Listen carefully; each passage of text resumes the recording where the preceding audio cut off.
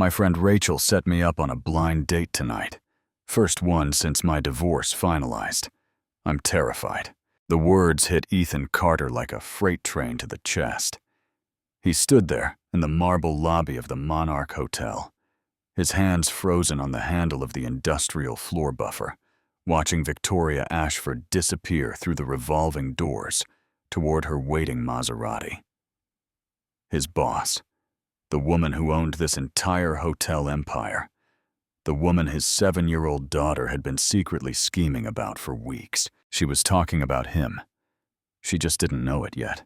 Ethan's blood ran cold as the pieces clicked together in his mind.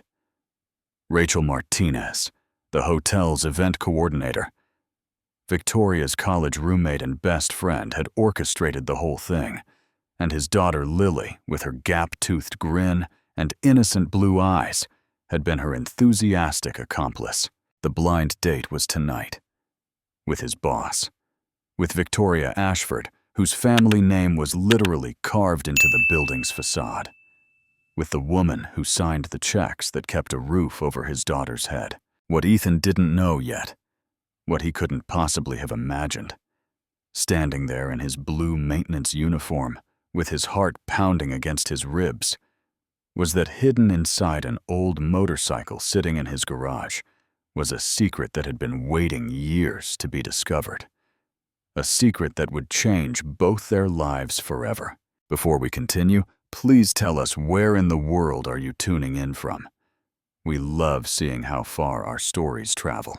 But let me take you back a few hours to the beginning of this day that would reshape everything Ethan Carter thought he knew about love loss and second chances. The industrial floor buffer hummed its familiar rhythm as Ethan guided it across the marble lobby of the Monarch Hotel. 5:30 in the morning was his favorite hour, that magical sliver of time when the world still held its breath before the chaos of another day came crashing in. The guests were asleep in their expensive rooms. The morning shift hadn't arrived yet, and the only sounds were the gentle whir of his equipment and the soft golden light filtering through the massive windows overlooking the Pacific Ocean. At 32 years old, Ethan had perfected the art of finding peace in routine.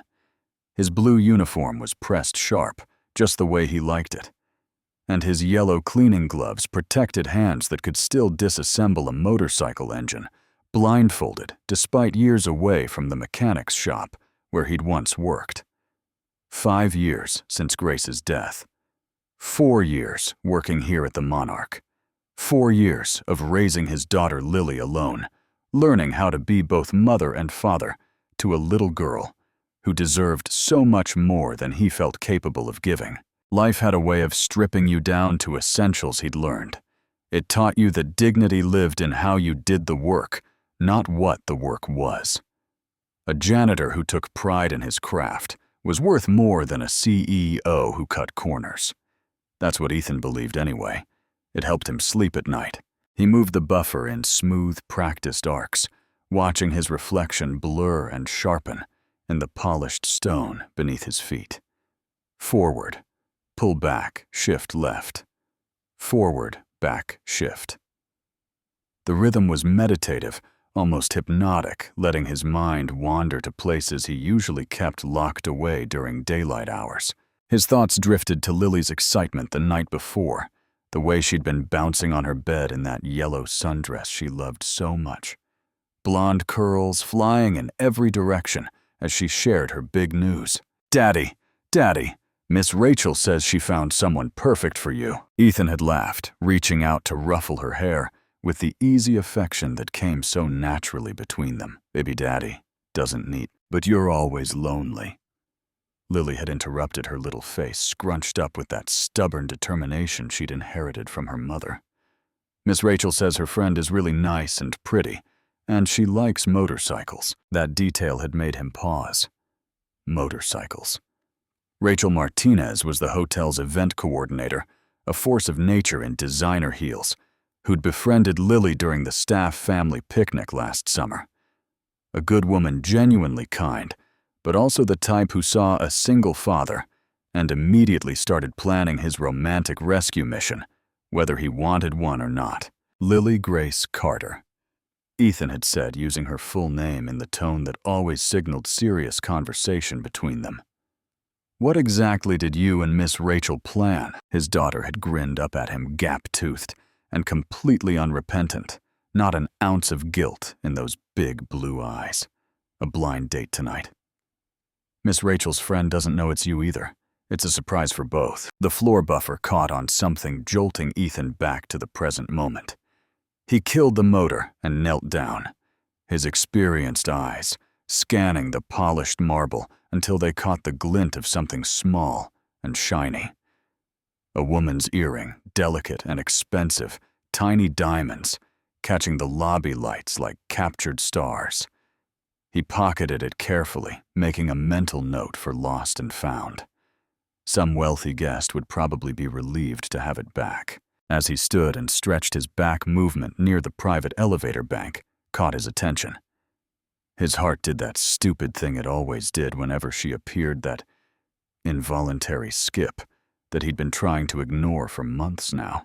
Victoria Ashford emerged from the elevator that connected directly to her top-floor office, clearly just finishing another all-nighter, buried in spreadsheets and profit projections. Even at this ungodly hour, she looked impossibly put together, in a royal blue blazer over a crisp white silk blouse paired with perfectly tailored dress pants and those fine blue heels that clicked against his freshly buffed floor with each step. 28 years old and running a hotel empire her father had built from nothing. Blonde hair pulled back in an elegant twist that probably cost more than Ethan's monthly grocery bill. Blue eyes ringed with exhaustion, but still somehow bright, still somehow alive, with that fierce intelligence that made her so formidable in boardrooms across the country. Skin that stayed sun-kissed, despite the hours she spent buried in work, like California had claimed her as its own. Their eyes met across the empty lobby. They always did, somehow like two magnets, unable to resist their natural pull toward each other. "Morning, Mr. Carter," Victoria said. And there it was, that small smile appearing on her face. The real one, not the polished CEO mask she wore for investors and board members.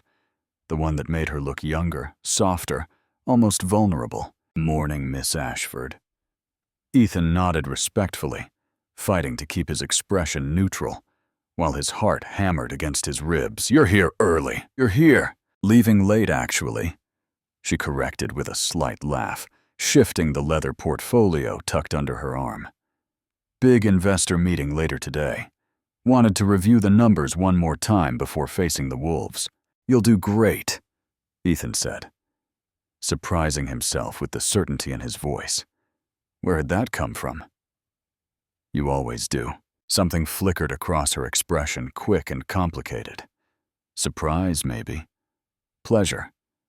And underneath it all, something that looked painfully like loneliness. That was the thing about Victoria Ashford that got under his skin, that made it impossible for him to stop thinking about her, even when he knew he should. Everyone saw the success. The billion-dollar legacy, the glossy magazine profiles with their flattering photos, and breathless headlines about the young female CEO crushing it in a man's world. But Ethan saw the woman who worked until dawn because going home to an empty mansion felt worse than staying, who ate dinner alone at her desk most nights, takeout containers piling up in the executive wastebasket, who lit up like Christmas morning whenever Lily waved to her in the hallways, but didn't seem to have any children of her own to go home to. He saw the loneliness she worked so hard to hide, maybe because he recognized it so well in himself. "Thank you, Ethan," she said quietly, and something about the way she used his first name made his stomach flip. "That means more than you know." Then, with a slightly awkward laugh that seemed completely at odds with her usual polished demeanor, she added the words that would turn his entire world upside down. "You know what's funny? My friend Rachel set me up on a blind date tonight. First one since my divorce finalized. I'm terrified." The night before had started like any other in the small two-bedroom apartment Ethan shared with his daughter. Dinner was mac and cheese from a box because Lily had requested it with steamed broccoli on the side, because Ethan insisted on at least pretending to be a responsible parent who cared about nutrition. They'd eaten at their tiny kitchen table, the one Grace had picked out at a yard sale years ago, with Lily chattering happily about her day at school, and Ethan listening with half his mind on the bills he needed to pay. Then came bath time, followed by the elaborate toothbrushing ritual that involved a special purple toothbrush and approximately 6 minutes of procrastination. Then pajamas, the ones with the dancing unicorns, that were starting to get too small, but that Lily refused to give up. Then story time, which lately meant Ethan reading the same chapter book about a girl detective solving mysteries at her school for the 15th time, because Lily was obsessed. By the time they reached the settling down portion of the evening, Ethan was exhausted in that bone-deep way that single parenthood specialized in producing. He'd been up since 4 that morning for his shift at the hotel, and he still had a mountain of laundry waiting in the hallway closet and dishes soaking in the sink. But Lily apparently had other plans. Daddy. Daddy. She was bouncing on her bed when he came to tuck her in her yellow sundress, replaced by unicorn pajamas. But her energy levels clearly undiminished. Blonde curls flew in every direction as she jumped, her face splitting into that familiar grin that showed off the gap where she'd lost her first tooth last month. I have the best news ever. Better than when you found that really cool rock at the playground? Ethan asked, sitting on the edge of her bed and trying to catch her mid-bounce. Better than when Mrs. Chen let you help make cookies? Way better. Lily finally stopped jumping and threw herself into his arms, instead wrapping her skinny little limbs around his neck. Miss Rachel says she found someone perfect for you. Ethan's heart stuttered. What? You know, Miss Rachel? From the hotel. She's really nice, and she has the prettiest hair, and she always gives me candy when I visit during the picnic. Lily pulled back to look at him, her expression serious in that way only a 7-year-old could manage. She says she has a friend who needs to meet someone special, and I told her my daddy is the most special person in the whole world. Baby. Ethan reached up to smooth her wild curls, buying himself time to figure out how to respond. That's very sweet, but Daddy doesn't need— But you're always lonely. Lily interrupted, her little brow furrowing with concern. I see it, Daddy. When you think I'm asleep and you're sitting in the living room all by yourself staring at nothing, you look so sad. Miss Rachel says her friend is sad too. She says her friend is really nice and pretty and she likes motorcycles. That last detail caught Ethan off guard. He'd been ready to gently deflect, to explain that grown-up relationships were complicated, that Daddy was perfectly happy just the way things were. But motorcycles, that was specific. That was interesting. Rachel Martinez had been a fixture in Lily's life ever since the hotel's annual staff family picnic 6 months ago. The event coordinator had taken one look at the blonde moppet trailing behind the maintenance guy and had immediately swooped in with offers of face painting and cotton candy. By the end of the afternoon, Lily had declared Miss Rachel her new best friend, and Rachel had started stopping by Ethan's workstation for chats that seemed to mostly involve asking questions about his personal life. A matchmaker. He should have seen it coming. Lily Grace Carter, Ethan said, employing their signal for serious conversation. Her full name meant they were about to discuss something important. Something that required her full attention and honest answers. His daughter's expression shifted into solemn attentiveness. Yes, Daddy. What exactly did you and Miss Rachel plan? The solemnity lasted approximately 3 seconds before the gap-toothed grin came bursting back through. A blind date tonight. You're going to have dinner at a really fancy restaurant with Miss Rachel's friend, and it's going to be so romantic, like in the princess movies. A blind date. Ethan repeated flatly. Uh-huh. Miss Rachel's friend doesn't know it's you either. It's a surprise for both. Lily clapped her hands together, clearly delighted with her own cleverness. Miss Rachel says that's the best kind of date. She says when you don't know who you're meeting, you can't be nervous about impressing them. You just have to be yourself. Ethan opened his mouth to explain all the reasons this was a terrible idea, all the ways it could go wrong, all the very good excuses he had for not dating anyone ever for the rest of his natural life. But Lily's face was shining with such hope, such genuine excitement at the prospect of her father finding happiness, that the words died in his throat. She was 7 years old. She shouldn't have to worry about whether her father was lonely. She shouldn't be playing matchmaker because she'd noticed him staring into space after she went to bed. Kids were supposed to be oblivious to their parents' emotional states, weren't they? "Daddy." Lily's small hand reached up to pat his cheek, her touch impossibly gentle. "Your face does the ice cream thing when you talk about Miss Rachel's friend." "The what?" "The ice cream thing." Lily giggled. "You know when you're eating ice cream and it's really good and you can't help smiling. Your face gets all soft and happy. That's the ice cream face. You make it when you talk about the pretty lady at work, too." Ethan felt heat creep up his neck. "What pretty lady?" "The one who owns the hotel. Miss Ashford."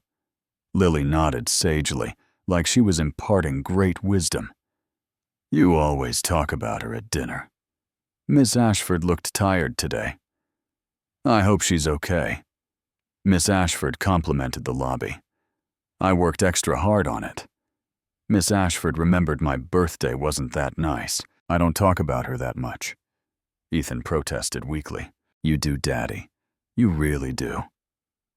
Lily snuggled closer to him, her head finding its favorite spot in the crook of his neck. "It's okay to like someone. Mommy would want you to have ice cream face, she told me." Ethan's breath caught. "What do you mean she told you?" "In my dreams sometimes." Lily's voice had gone soft. "Sleepy. Mommy comes to visit me when I'm sleeping. She has pretty hair like me, and she always smells like flowers, and she tells me things.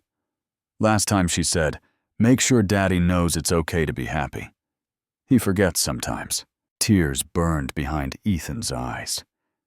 He held his daughter tighter, this precious little girl, who carried pieces of her mother in her smile and her stubbornness, and apparently in her dreams, too.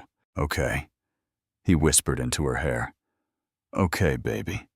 I'll think about it." Lily was asleep within minutes, her breathing evening out into the soft rhythm that Ethan had memorized years ago, during those terrifying first months after Grace died, when he'd spent hours just watching his daughter sleep, terrified that he'd lose her too. He sat there in the dark for a long time, thinking about blind dates and ice cream faces, and the pretty lady boss who apparently lived rent-free in his head without him even realizing it. Back in the present moment, standing in the gleaming lobby of the Monarch Hotel, with his floor buffer silent beside him, and his boss walking toward the revolving doors, Ethan felt the full weight of his daughter's scheme come crashing down on his shoulders. "That's great." He managed, his voice sounding strangled even to his own ears. "Good for you. Going on dates is good." Victoria Ashford paused mid-step, her head tilting in that way she had when something caught her attention. Those blue eyes, sharp despite her obvious exhaustion, studied his face with an intensity that made him want to disappear into the marble floor. "Are you okay?" she asked. "You look pale." "Fine. I'm fine." Ethan gripped the buffer handle like it was the only thing keeping him from floating away. "Just remembered something I forgot to do. I should get back to work. Early morning, lots of floors to clean, you know how it is." He was babbling. He never babbled. Victoria was definitely looking at him strangely now. Of course. She lingered another moment, and Ethan could have sworn she wanted to say something else. Something important. But then she seemed to think better of it, and that polished CEO mask slid back into place. "Have a good day, Ethan." Ethan. She'd used his first name again. She almost never used his first name. In 4 years of working at this hotel, of crossing paths in hallways and elevators, and this very lobby, she'd always been scrupulously proper about maintaining professional distance. Mr. Carter, she called him. Always Mr. Carter.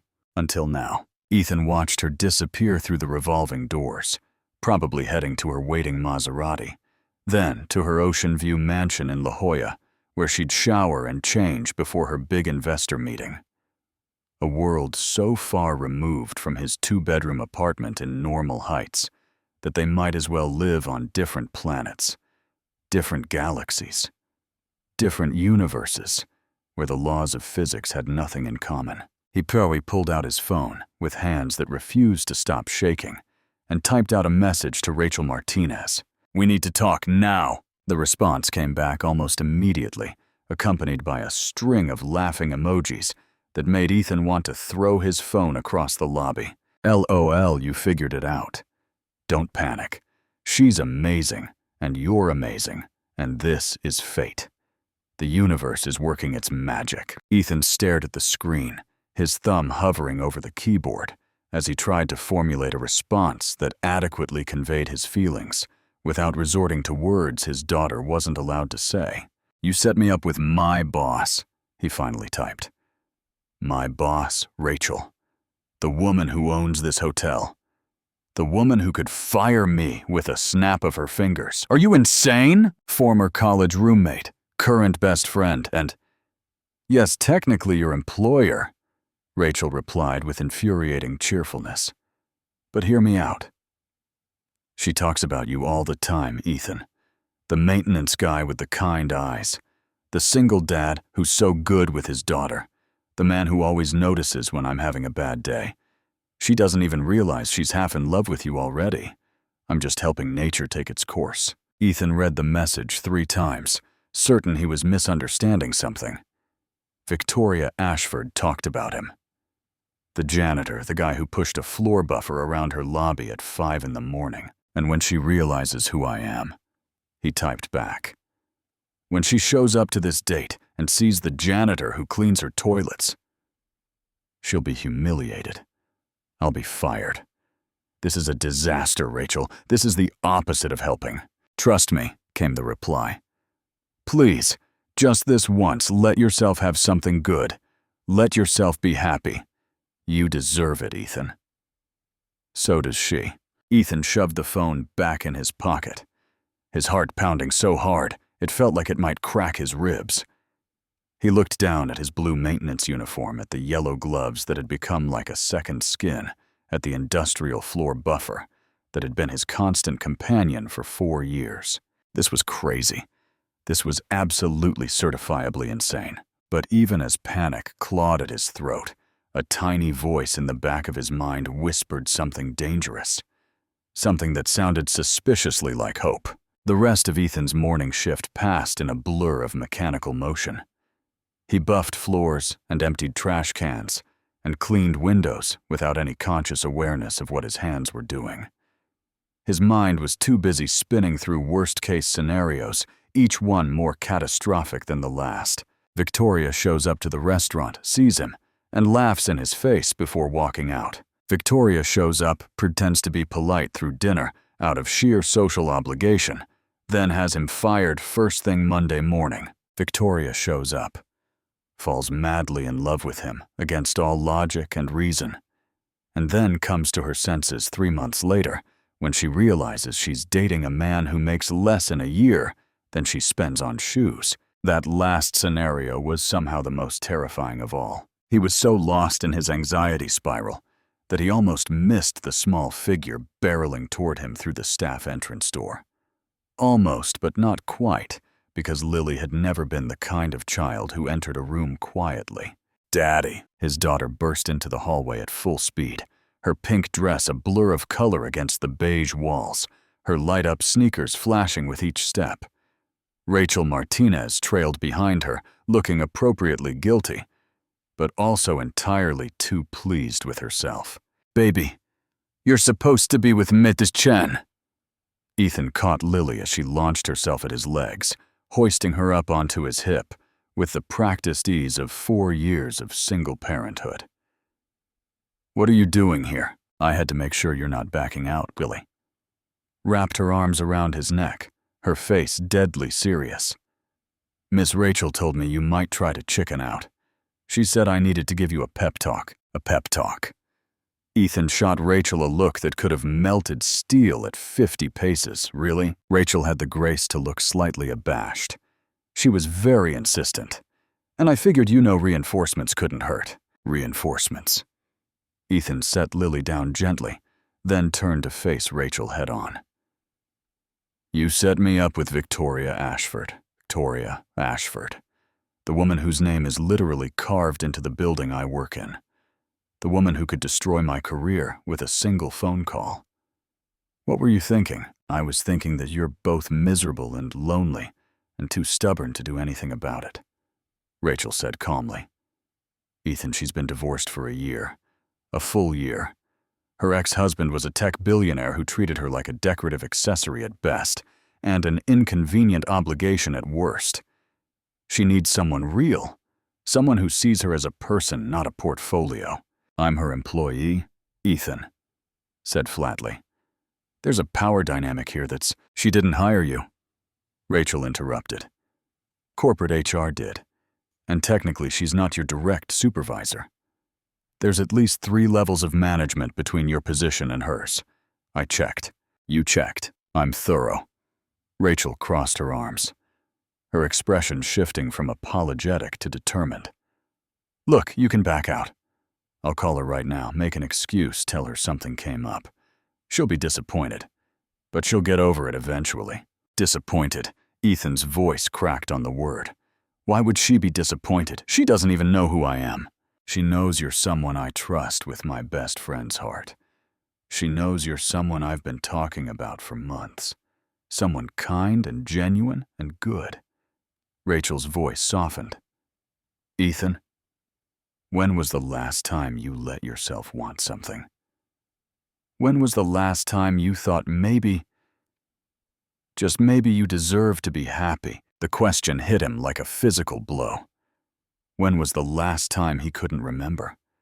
Somewhere along the way between Grace's death and Lily's first day of school and the endless parade of bills and responsibilities, he'd stopped wanting things for himself. He'd become a machine, a provider, a role instead of a person. "Daddy," Lily tugged at his hand, forcing him to look down at her. "You always tell me that brave doesn't mean not scared. It means scared but doing it anyway." "That's different," Ethan said weakly. "That was about your school play." "Same thing." Lily's chin jutted out stubbornly. "You're scared right now, but you should do it anyway. Because what if she's really nice? What if she makes you smile for real? Not just the pretend smile you do when you're trying to make me feel better." His daughter. 7 years old, and somehow wiser than he'd ever be. Grace used to say that about her.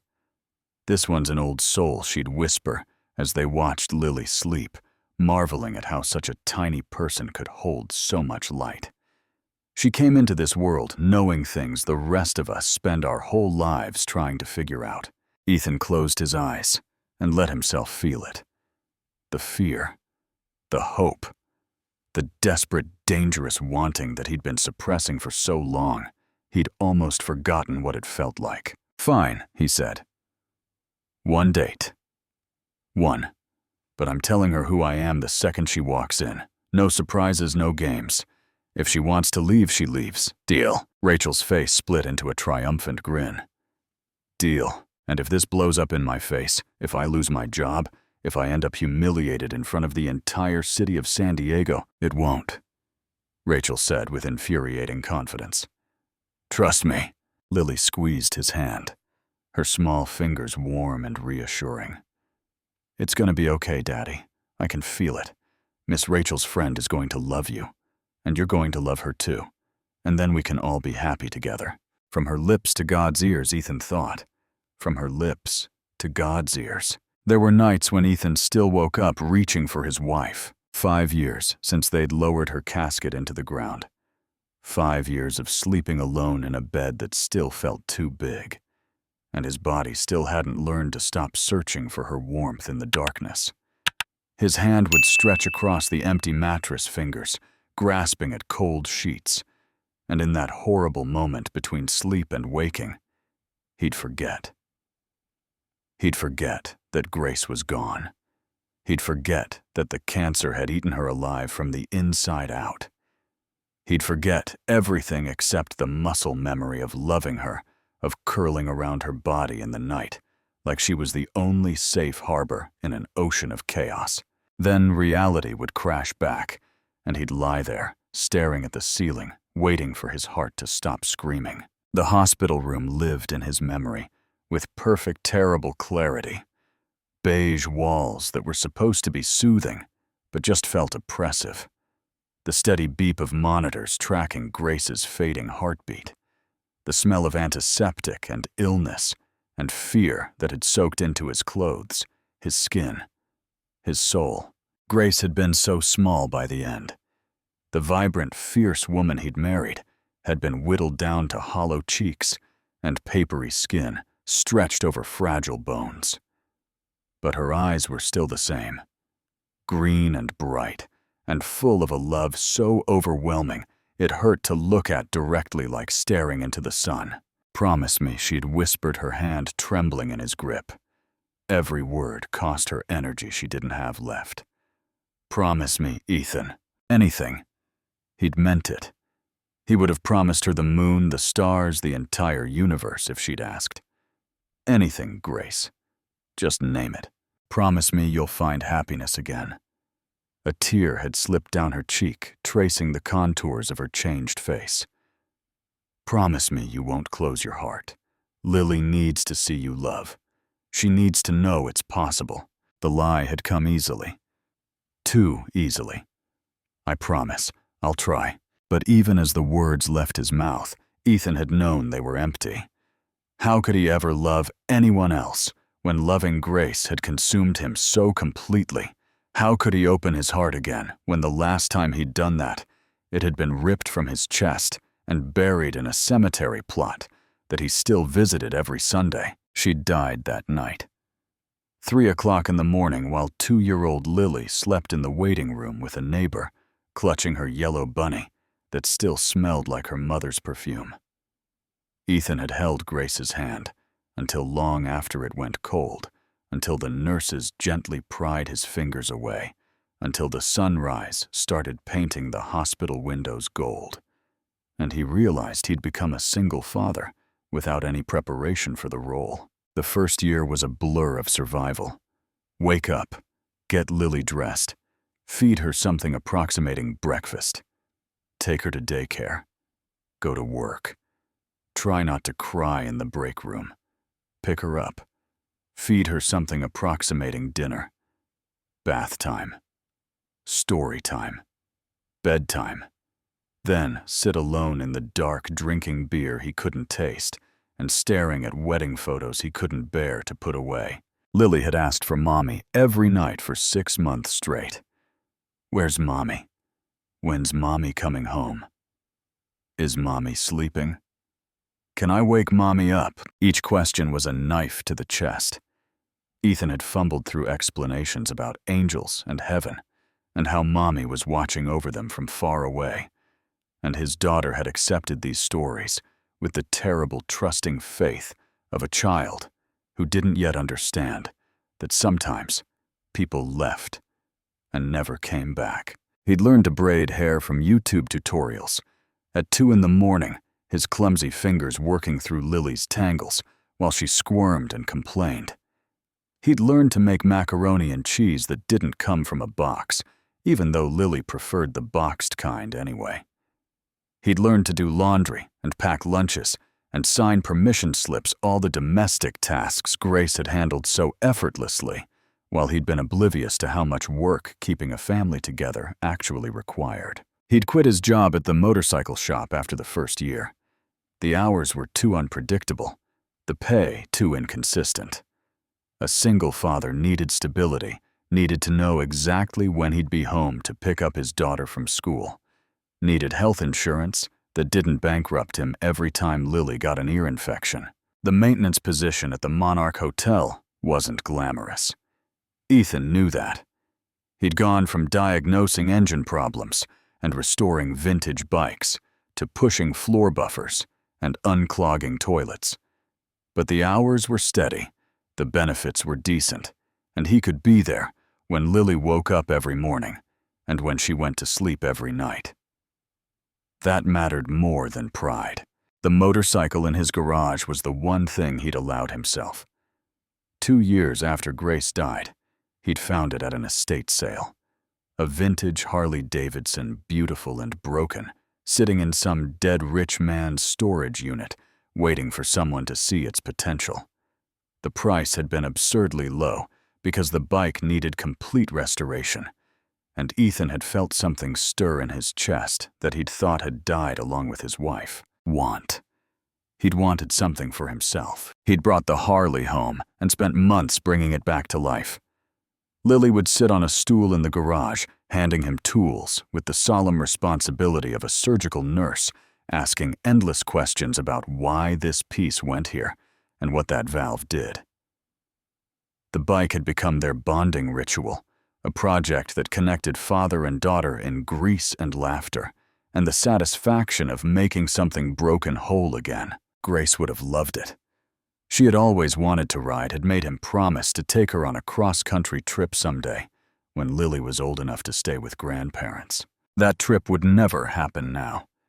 But sometimes when Ethan rode the Harley through the winding coastal roads at sunset, he felt her presence, a whisper of warmth against his back, a ghost riding passenger, a reminder that love didn't end just because someone stopped breathing.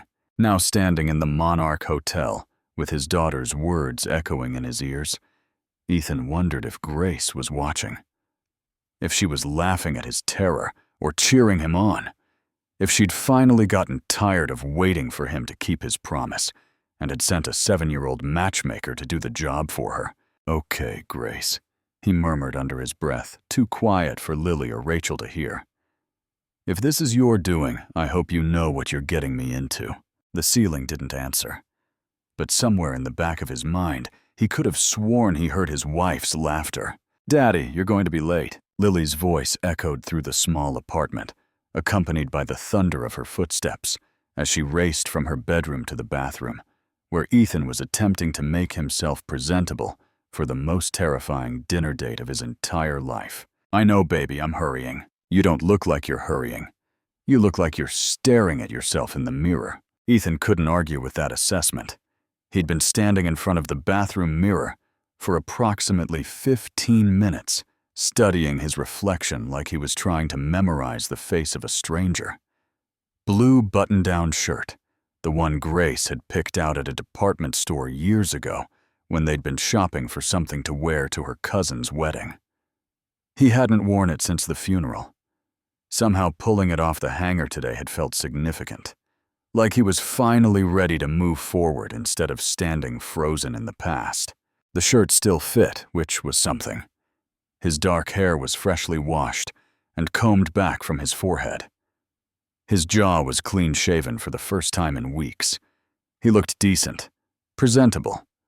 Not like a billionaire's dinner companion, but at least like someone who'd made an effort. "You look really handsome, Daddy," Lily said, appearing in the bathroom doorway with Mrs. Chen hovering behind her, like a prince in a fairy tale, except with less shiny armor. "Princes don't have grease under their fingernails, baby."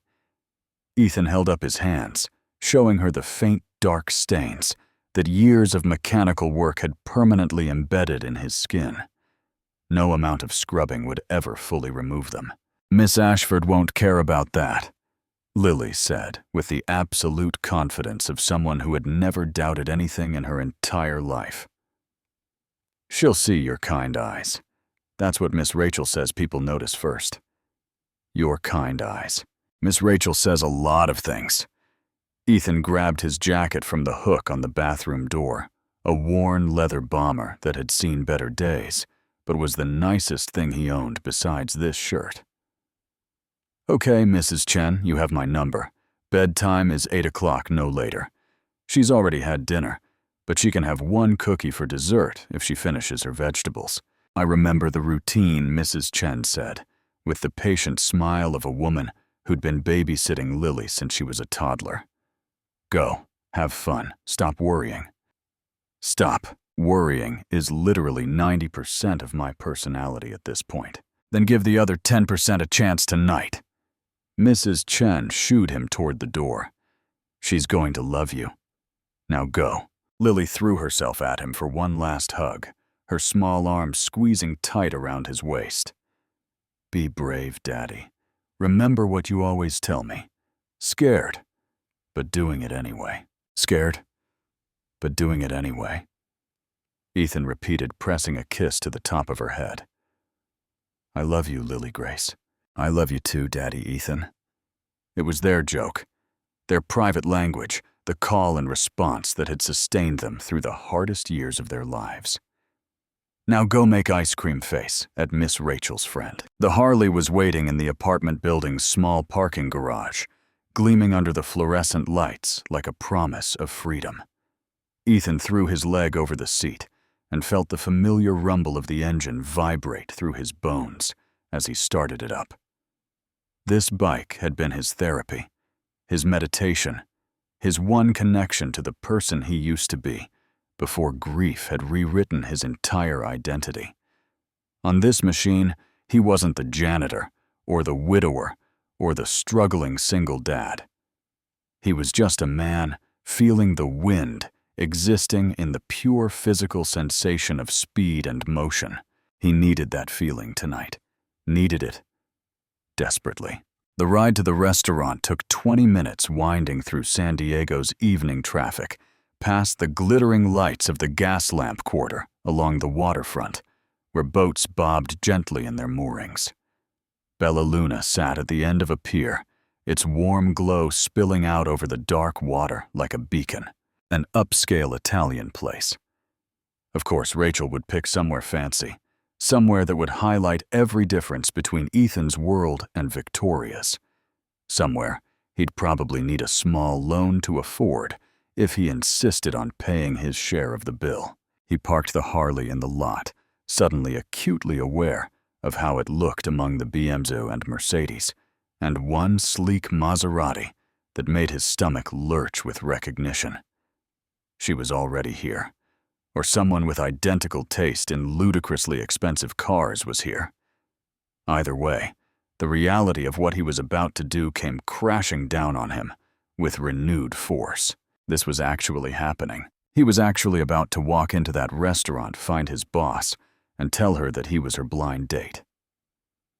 The maintenance guy, the floor buffer pusher, the man who earned in a month what she probably spent on a single dinner. Ethan sat on his bike for a long moment, hands gripping the handlebars, fighting the urge to start the engine and disappear into the night. He could text Rachel, claim he'd gotten sick, buy himself time to figure out a less catastrophic way to handle this situation. But then he thought about Lily's face, her absolute conviction that this was going to work out, her faith in him, in the universe, in the simple power of people connecting across impossible divides. Scared but doing it anyway, he muttered to himself. He climbed off the bike and walked toward the restaurant entrance, his heart pounding so hard he could feel it in his throat. The interior of Bella Luna was exactly as intimidating as Ethan had feared. Soft lighting, white tablecloths, candles flickering on every surface, like the restaurant was trying to win an award for most romantic ambiance. A string quartet played quietly in the corner. The waitstaff moved with the practiced grace of people who'd been trained to be invisible until needed. The maitre d' looked up as Ethan approached, and Ethan watched the man's eyes perform a quick assessment. Worn leather jacket, blue button-down that was nice but not designer, work boots that had been cleaned but couldn't quite hide their age. Whatever calculation the maitre d' was running clearly came out to probably not our usual clientele. "Good evening, sir," the man said, his tone polite but carefully neutral. "Do you have a reservation?" "Martinez. Party of two." Something shifted in the maitre d's expression. Recognition, perhaps, or just the realization that this man in work boots did actually belong here. "Of course, sir. Your table is ready. Right this way." They wound through the restaurant, past couples, leaning close over shared appetizers and business dinners in progress, and a large family celebrating what looked like a birthday. The table in the corner, the one with the best view of the water through the floor-to-ceiling windows, was empty. Waiting. "Your server will be with you shortly," the maitre d' said. "May I get you something to drink while you wait?" "Water is fine. Thanks." Alone at the table, Ethan fidgeted with his napkin and tried not to stare at the door. His phone showed 7:25. The reservation was for 7:30. She could walk in any minute now, any second. He should have prepared something to say. Some kind of speech that would explain who he was and why he was here and how he'd ended up on a blind date with his employer without technically dying of embarrassment in the process. But his mind was blank, wiped clean by panic, and all he could do was sit there and wait for the firing squad. 7:28, 7:29, 7:30, 7:31. The restaurant's front door opened. Ethan's breath stopped in his chest. Victoria Ashford stood in the entrance, scanning the room with the careful assessment of someone used to being watched. She wore red tonight, a dress that had no business existing outside of a fashion magazine's silk that caught the candlelight and seemed to glow from within. The fabric hugged her curves without being obscene sophisticated and stunning all at once. Thin straps showed off elegant shoulders. A delicate gold chain circled her throat, a small ruby pendant resting just above her collarbone. Her blonde hair was down for once, falling in soft waves past her shoulders, instead of pulled back in its usual professional twist. She looked younger this way. Softer. More vulnerable. Their eyes met across the crowded restaurant. Ethan watched recognition dawn on her face. Confusion first, her brow furrowing slightly as she placed him out of context. Then, understanding pieces clicking together behind those sharp blue eyes. Then, shock, genuine and unguarded, her lips, parting slightly, as the full implications of the situation became clear. He stood up from his chair. His legs felt like they belonged to someone else, but somehow they held him upright. Victoria walked toward him slowly, threading her way through the tables, like she was moving through a dream. She stopped on the other side of the white tablecloth, close enough that he could smell her perfume, something soft and expensive that made him think of ocean breezes and sunlight. "Miss Ashford." His voice came out rougher than he intended. "I'm your blind date." Silence stretched between them. The string quartet played something Ethan didn't recognize, and somewhere across the restaurant, a woman laughed at her companion's joke, and the world kept spinning on its axis, even though Ethan's personal universe had ground to a complete halt. "I didn't know until this morning," he continued, because the silence was killing him, and words were the only defense he had. "I swear. Rachel didn't tell me who she'd set me up with, and when I found out I wanted to back out, but she convinced me and my daughter." He was rambling. He needed to stop rambling. "If you want to leave, I completely understand. I know what this looks like. The janitor showing up to take the CEO to dinner. It's like a bad joke. You shouldn't have to." "Ethan." Her voice was soft. Not angry. Not disgusted, just soft. "Stop talking," Victoria said, and then she smiled. It was small and tentative, and maybe a little shell-shocked, but it was real. Not the polished CEO smile he'd seen her wear for investors and board members. The real one. The one that made her look like a regular person instead of a magazine cover. "Sit down," she said. "Please." Ethan sat. So did Victoria, folding herself into the chair across from him, with a grace that seemed innate rather than learned. She arranged her napkin in her lap, tucked a strand of blonde hair behind her ear, and looked at him with an expression he couldn't quite read. "You're Rachel's friend," she said slowly, like she was testing the words. The one she's been talking about for months. The perfect guy she wouldn't shut up about. Apparently, the single father with the motorcycle and the kind eyes. That's what she tells me. Victoria shook her head slowly, a disbelieving laugh escaping her lips. Rachel Martinez is going to hear about this. She's going to hear about this extensively and at great volume. I've already planned 3 different ways to kill her, Ethan admitted. But she made me promise to at least show up and explain before I committed any felonies. Another laugh. Fuller this time, more genuine. That sounds like Rachel. She's been trying to set me up with someone for a year, ever since the divorce. I kept saying no, I wasn't ready. I didn't want to date anyone. But she just wore me down, I suppose. Said she'd found someone special, and I needed to trust her. And instead you got your janitor. I got Ethan Carter. Victoria's eyes met his, and something in her expression made his heart stutter. The man who remembers how I take my coffee, who notices when I'm having a bad day, who tells me I'll do great before investor meetings, even though he has no reason to care one way or another.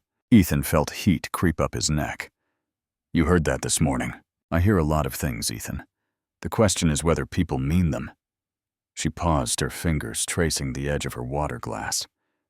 Did you mean it? Yes. The word came out before he could second-guess it. I meant it. You're good at what you do. Everyone can see that. You work harder than anyone in that building. You actually care about the employees. You remember people's names and their kids' names and when their birthdays are. That's not nothing, Miss Ashford. That's rare. Victoria. What? If we're going to have dinner together, you should probably call me Victoria. A tiny smile tugged at the corner of her mouth. Or at least Vic. That's what my friends call me. Vic Ethan repeated, testing the nickname. It felt strange in his mouth. Intimate, in a way that made his pulse quicken. Okay. Vic it is. The waiter materialized beside their table with a menu and a wine list that probably cost more than Ethan's monthly grocery budget. Victoria ordered something in Italian that Ethan didn't understand, and when the waiter turned to him expectantly, he panicked and just said, I'll have what she's having. Victoria's smile widened. You don't even know what I ordered. I'm sure it'll be fine. You have better taste than I do in pretty much everything. You might be surprised. She leaned back in her chair, studying him with those sharp blue eyes. So, Ethan Carter, tell me about yourself. The real version, not the employee file. And somehow impossibly, Ethan found himself talking. The conversation flowed easier than Ethan had any right to expect. He told her about Lily first because Lily was the center of his universe, and anyone who wanted to know him needed to understand that up front. The way his daughter asked impossible questions at breakfast. The light-up sneakers she refused to give up, even though they were a size too small. Her obsession with the color yellow, because she'd decided it was the happiest color, and she wanted to spread happiness wherever she went. She sounds amazing, Victoria said, and the warmth in her voice seemed genuine. She's the best thing I ever did, Ethan admitted. I take absolutely no credit for how she turned out.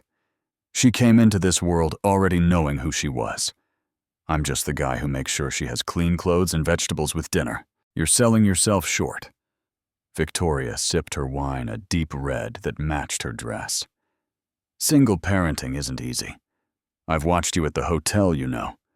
The way you arrange your schedule around her school pickup. The way you keep a picture of her in your locker. The way your face lights up when you talk about her. Ethan blinked. You've noticed all that. I notice a lot of things. A shadow crossed Victoria's face, something complicated and sad. Especially things I don't have. The waiter arrived with their appetizers, interrupting the moment. Bruschetta with some kind of fancy topping Ethan couldn't identify, artfully arranged on white plates. He waited for Victoria to take the first bite before attempting his own, suddenly self-conscious about his table manners. So Victoria said, after a few minutes of eating in companionable silence, Rachel tells me you're a widower. I'm sorry. I know that's not adequate, but I don't know what else to say. Ethan set down his fork. This was the part he hated. The part where he had to condense the worst experience of his life into a few sentences for someone else's benefit. Grace, he said quietly. Her name was Grace. We were childhood sweethearts, if you can believe that. Started dating in high school, got married right after college, had Lily when we were 27. I thought we'd have forever. What happened? Breast cancer. Stage 4 by the time they found it. She'd been ignoring symptoms for months because she was too busy taking care of Lily to take care of herself.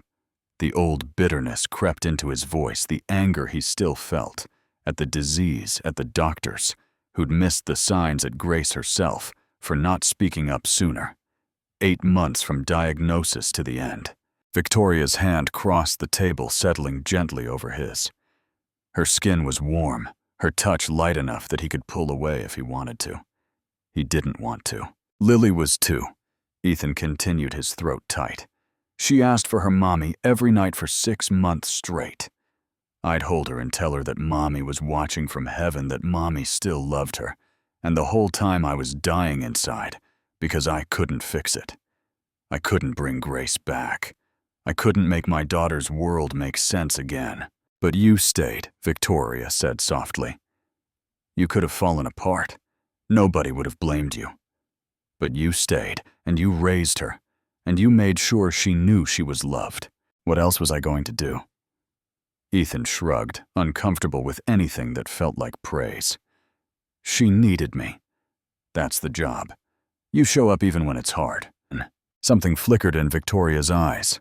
Recognition, maybe. Or longing. My father used to say something like that. She murmured. You show up. You do the work. You don't get to quit just because it hurts. A bitter laugh escaped her lips. He was talking about the business, though, not about people, not about family. I don't think he knew how to show up for anything that didn't have a profit margin. Ethan heard the pain beneath her words. The little girl who'd wanted her father's attention and gotten his empire instead. What about your ex-husband? He asked carefully. Rachel mentioned some things. Bradley. Victoria spoke the name like it tasted bad. 3 years of marriage to a man who saw my last name before he saw me. He wanted the Ashford connections, the Ashford money, the Ashford prestige. I was just the delivery system. That's a pretty cold way to describe a marriage. It was a pretty cold marriage. Victoria withdrew her hand from his, wrapping her fingers around her wine glass instead. I knew going in that it wasn't a love match. My father was dying, and Bradley's family had tech connections that could modernize our hotel systems. It was strategic. I told myself that was mature, that romance was for movies, and love was a luxury I couldn't afford. And I spent 3 years feeling more alone than I'd ever felt in my life. Victoria's voice was steady, but her eyes betrayed the depth of her hurt. He cheated on me with a younger woman, someone who actually wanted to be with him instead of just coexisting. The funny thing is, I wasn't even angry, just relieved. I finally had an excuse to stop pretending.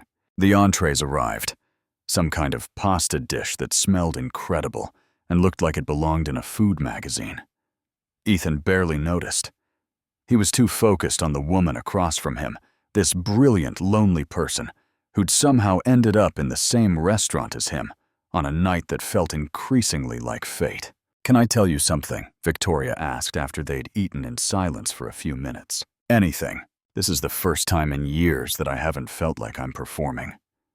She met his eyes, her expression raw and open in a way he'd never seen before. With the board, with investors, even with Rachel. Sometimes I'm always playing a role. The capable CEO, the grieving daughter, the woman who has it all together. But you, she paused, searching for words. You look at me like I'm just a person. She finished quietly. Not a portfolio or a legacy or a problem to be solved. Just me. I forgot what that felt like. Ethan's heart was pounding so hard he was sure she could hear it. You are just a person, Vic. A person who works too hard and eats dinner alone too often, and has the saddest eyes I've ever seen when you think nobody's watching. Victoria's breath caught. You see that? I see you. Ethan reached across the table, reclaiming her hand. Maybe I shouldn't admit this, but I've been noticing you for a long time. The way you remember everyone's names. The way you actually listen when people talk, instead of just waiting for your turn to speak. The way you light up when Lily waves at you in the hallway. He paused, feeling heat creep up his neck. She calls you Miss Vic now. Says you have the prettiest smile she's ever seen. Tears glistened in Victoria's eyes. She blinked them back fiercely. She told me once that she wanted to grow up and be a boss lady like me, Victoria said. Her voice thick with emotion. I almost cried right there in the lobby. Nobody's ever said they wanted to be like me. They want my money, or my connections, or my company. Not me. I want you. The words were out before Ethan could stop them. He felt his face flame with embarrassment. But he didn't take them back. He couldn't. They were true. He stumbled over his own tongue. I know this is insane. I know we're from different worlds. I push a floor buffer for a living and you run a billion-dollar empire. The math doesn't make sense. But sitting here with you tonight talking like this, I haven't felt this alive in 5 years. And I'm terrified, Vic. I'm absolutely terrified. But I don't want it to stop. Victoria stared at him. For a long, horrible moment, Ethan was sure he'd ruined everything. That she'd signal for the check and thank him for an interesting evening, and he'd never see her again, except in passing awkward moments in the lobby, where they both pretended this dinner had never happened. Then she smiled. Really smiled. The kind of smile that transformed her entire face from beautiful to radiant. I don't want it to stop either, she whispered. Have you ever been in a situation where your heart said yes, but your head screamed no? Let us know in the comments. 3 hours passed like 3 minutes. They talked about everything. Victoria's childhood in the shadows of her father's empire, always reaching for attention he was too busy to give. Ethan's years at the motorcycle shop, the satisfaction of taking something broken and making it whole again. Grace's laugh and the way she'd argued him into corners just to kiss him when she won.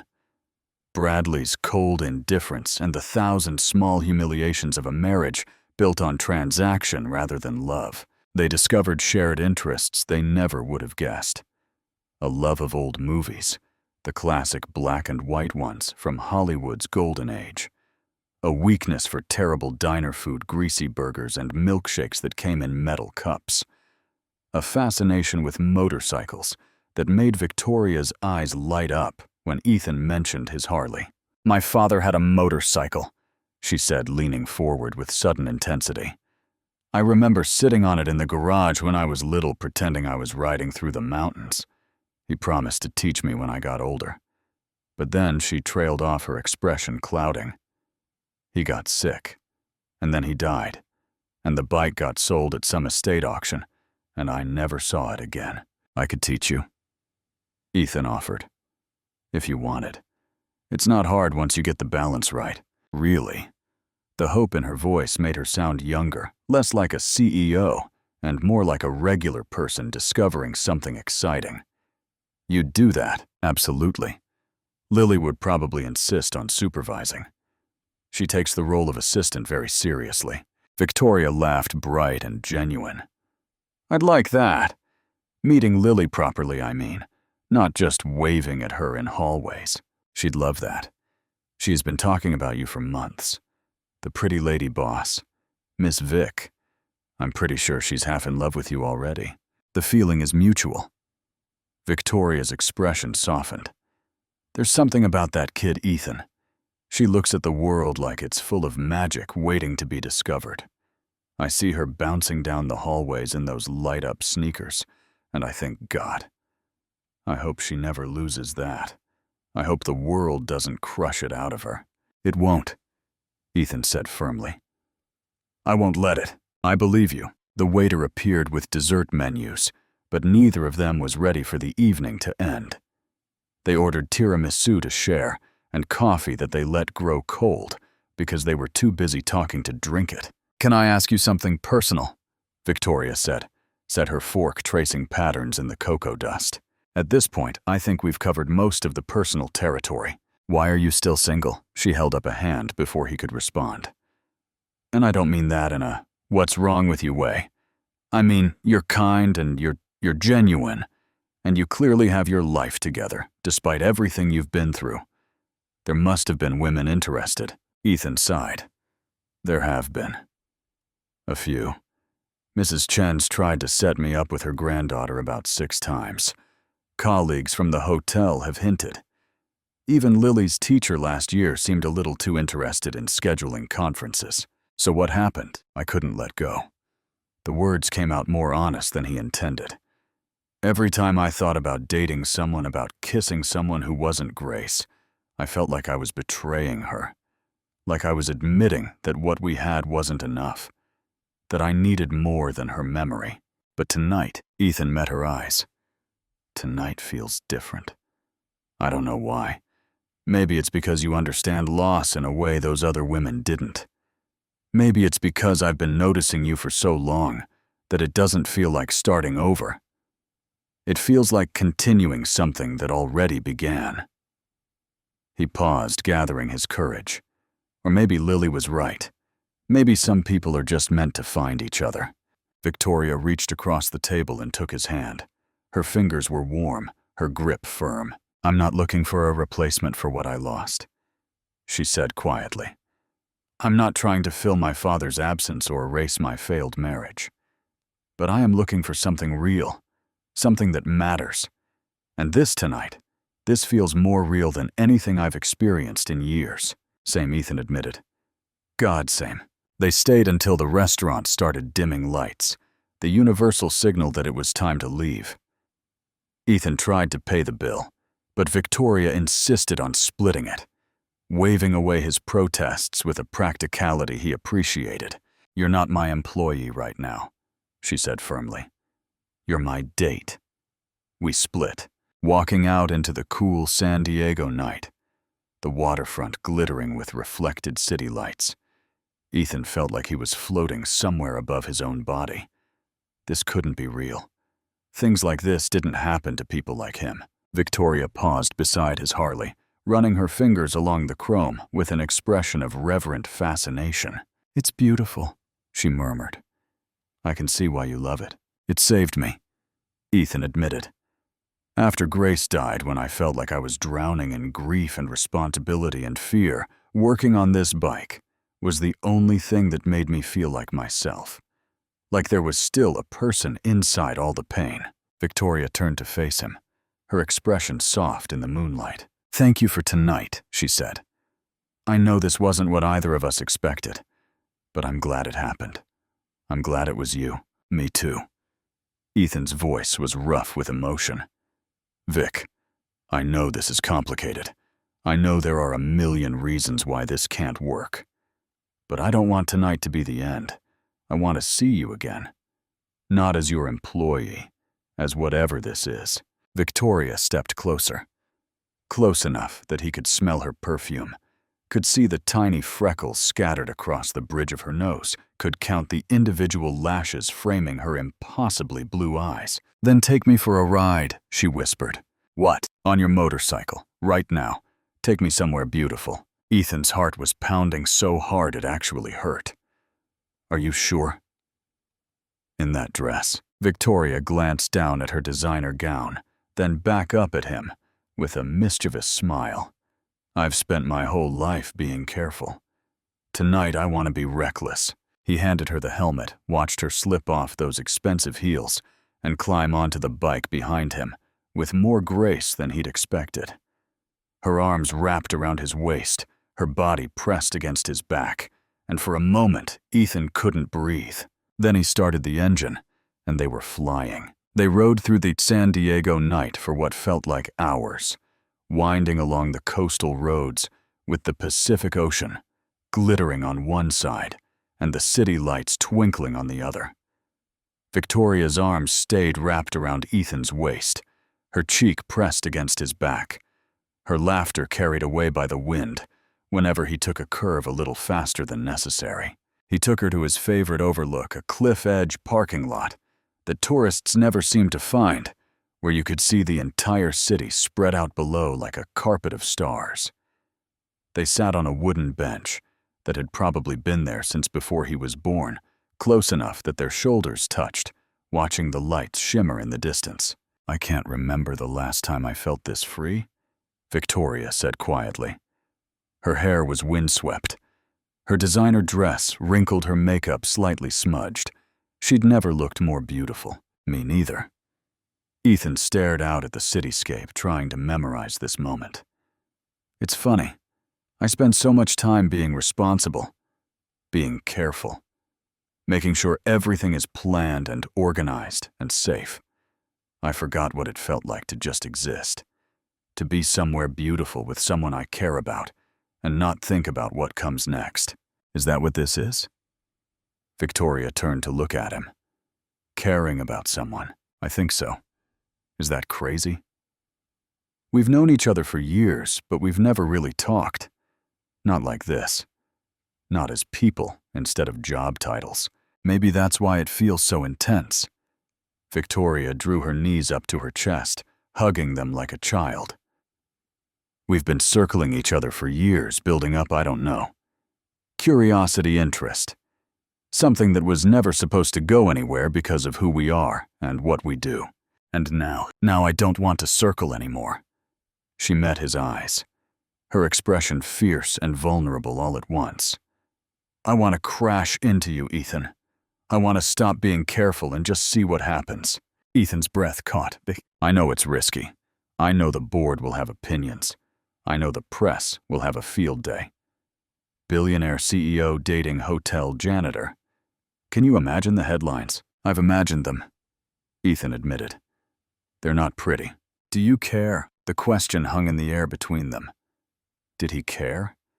He'd spent his whole adult life trying not to be noticed, trying to blend into the background, trying to do his job well enough that no one had reason to look at him twice.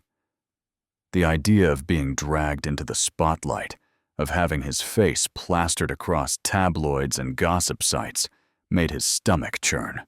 But then he looked at Victoria, really looked at her, saw the fear beneath the bravado, the desperate hope she was trying to hide the lonely woman who'd spent her whole life being seen for everything except who she actually was. "I care about you," he said slowly. "More than I've cared about anyone since Grace. Whatever else happens, that's real. And if some reporter wants to write nasty things about me because I fell for someone above my pay grade..." He shrugged. "I've survived worse." Victoria's eyes glistened. "You really mean that?" "I really mean that." She kissed him. It wasn't the tentative, questioning kiss of a first date. It was fierce and hungry, and tasted like red wine and tiramisu, and years of loneliness finally finding its cure. Ethan's hands found her waist, pulled her closer, lost himself in the sensation of her lips against his, her fingers tangling in his hair, her soft gasp when he deepened the kiss. When they finally broke apart, both breathless Victoria laughed. "Well," she said. "That was, yeah." Ethan couldn't stop smiling. His face actually hurt from smiling.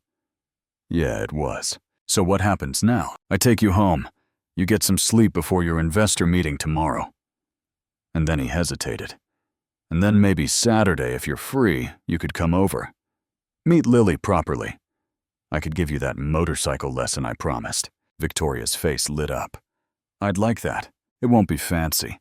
My apartment is small, and my cooking is mediocre at best. But Lily will be thrilled, and I'll try not to let you crash on your first ride." "Sounds perfect." Victoria squeezed his hand. "Saturday it is." He drove her home, following her directions through increasingly wealthy neighborhoods, until they reached a gate that opened onto the longest driveway he'd ever seen.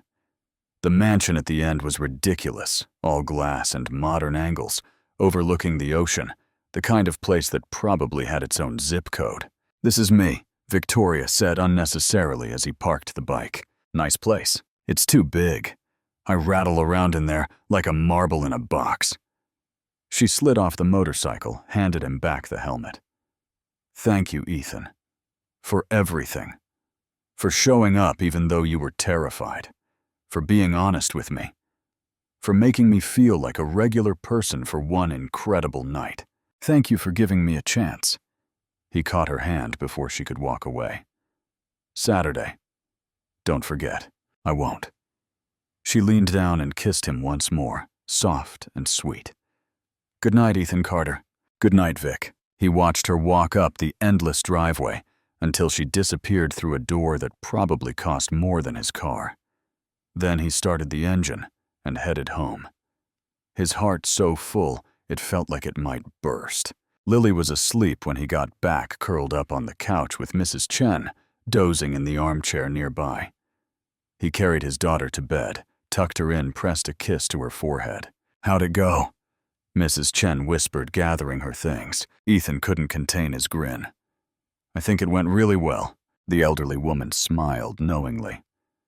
"About time, young man, about time." Alone in his quiet apartment, Ethan sat on the edge of his bed and let himself feel everything. The terror, the joy, the desperate hope.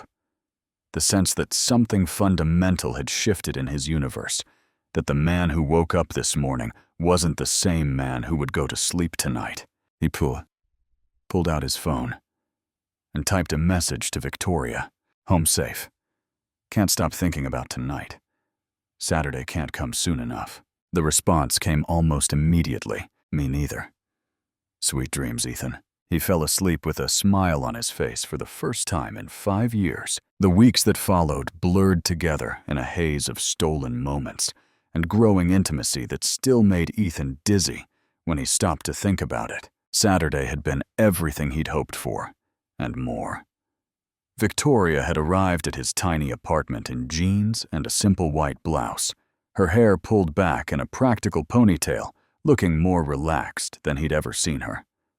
Lily had practically vibrated with excitement, dragging Miss Vic by the hand for a tour that included her bedroom with the yellow walls, unicorn bedspread, and approximately 7,000 stuffed animals, and the garage where Daddy kept his motorcycle. The riding lesson had gone better than expected. Victoria was a quick learner, her competitive drive translating into fierce concentration as she mastered the basics of balance and throttle control. By the end of the afternoon, she was circling the apartment complex's parking lot, with Ethan jogging alongside both of them, laughing at her near misses with the building's mailbox cluster. "I did it," Victoria had crowed, finally bringing the bike to a wobbly but successful stop. "Did you see? I actually did it. You're a natural," Ethan told her, and the pride in his voice had been genuine.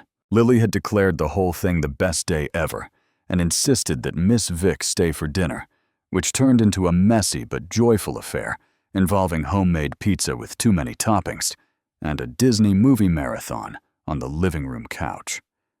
Victoria had fallen asleep somewhere during the second movie, her head on Ethan's shoulder, Lily curled up on her other side. Ethan had sat there in the dark, watching his daughter, and this incredible woman breathe in synchronized rhythm, and felt something crack open in his chest. Something that had been locked away for 5 years. Something that felt terrifyingly like hope. After that night, the invitations multiplied. Victoria started showing up at his apartment for dinner 2 or 3 times a week. Trading her designer suits for casual clothes, learning Lily's bedtime routine, helping with homework in ways that made Ethan realize she was genuinely smart, not just business smart, but regular people smart too. Lily adored her. That was the thing that amazed Ethan most. His daughter, who'd been understandably wary of anyone trying to enter their little 2-person world, had embraced Victoria with wholehearted enthusiasm. The drawings on the refrigerator now featured 3 figures instead of 2 Daddy Lily, and a blonde lady in a red dress labeled Miss Vic. "She makes you happy," Lily explained when Ethan asked her about it. "Your face does the ice cream thing all the time now. And she's nice to me. Not fake nice like some grown-ups. Real nice." "Real nice," Ethan agreed, his throat tight. At the hotel, they kept things professional. Ethan still pushed his floor buffer through the lobby at 5:30 a.m., still nodded respectfully when Victoria passed. But now their eyes lingered. Now her smile held secrets only they understood. Now the brief moments when their paths crossed felt charged with electricity that made his skin tingle.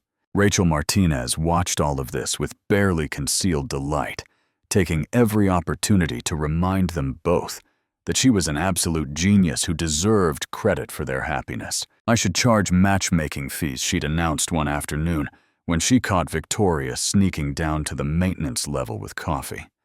"I could make a fortune."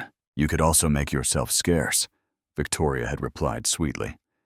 "Before I reassign you to our property in Alaska." "Empty threats. You love me. I tolerate you."